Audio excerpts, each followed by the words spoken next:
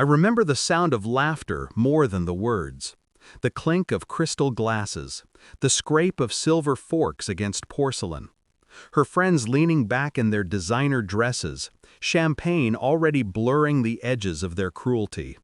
Then her voice cut through the noise. Dating down really puts life in perspective. Now I know what I don't want. The laughter that followed was sharp, metallic. My name was never spoken, but it didn't have to be. The punchline was me. I didn't react. I didn't give them the satisfaction. I folded my napkin, placed it gently on the table, slid a crisp $100 bill beneath my untouched plate, and stood. No scene, no words. Just the soft scrape of my chair as I walked away from the table.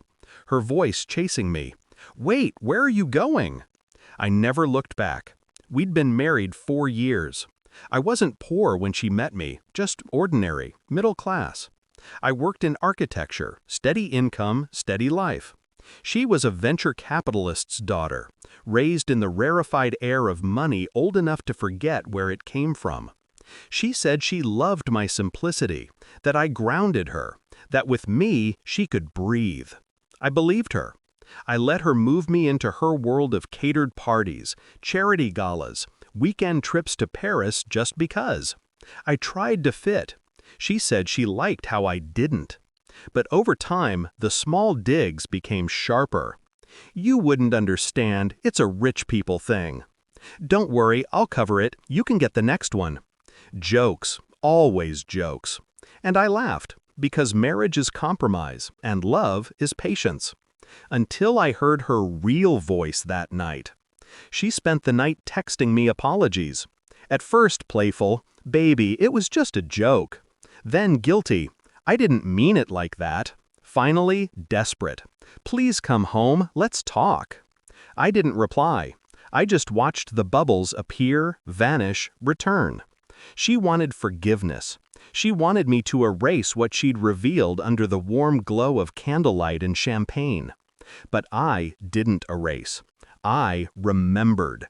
And I started to plan. First came the finances. She assumed her money insulated her. She forgot the prenup we signed gave me no claim to her wealth, but it also gave her no shield against what was hers. I dug through her accounts. She'd been careless, mixing personal with business, cutting corners to fund her vanity projects. I documented everything. Screenshots, transfers, receipts. Second came the friends. Those same women who laughed at the dinner table, who whispered in her ear when I wasn't around. I found them all in my own quiet way. I learned which ones resented her, which ones owed her, which ones envied her. Information is leverage. I collected plenty. And finally, the image. My wife thrived on reputation, the perfect couple, the perfect life. She broadcast everything, every dinner, every trip, every outfit. I started pulling away in silence. No appearances, no smiles, a ghost in her curated story. People noticed, she felt it. She begged me to play along. I didn't. The trap snapped shut 6 months later. It was another dinner, this time in her father's estate.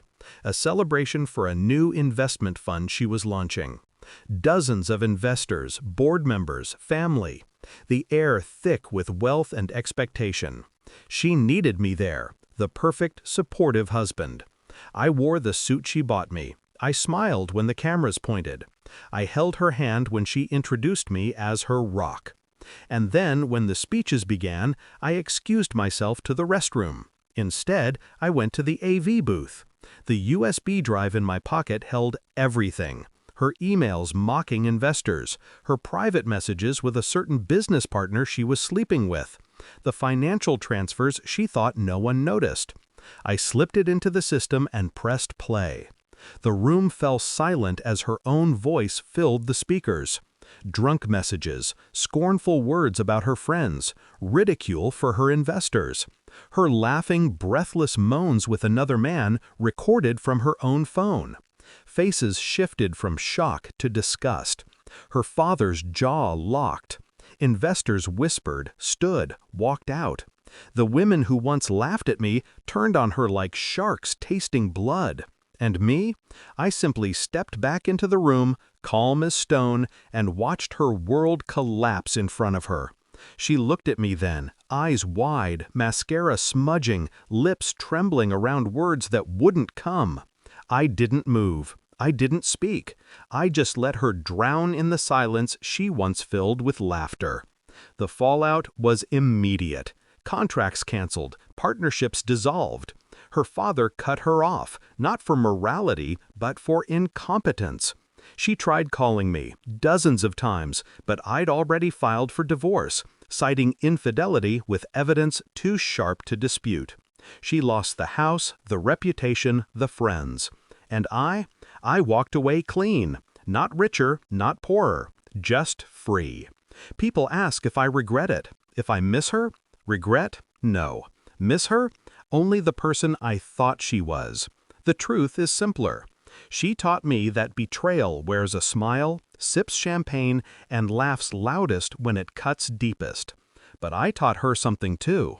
When you mock a man in public, make sure he isn't the one holding your secrets in private. Because silence isn't weakness, it's preparation. And I prepared perfectly.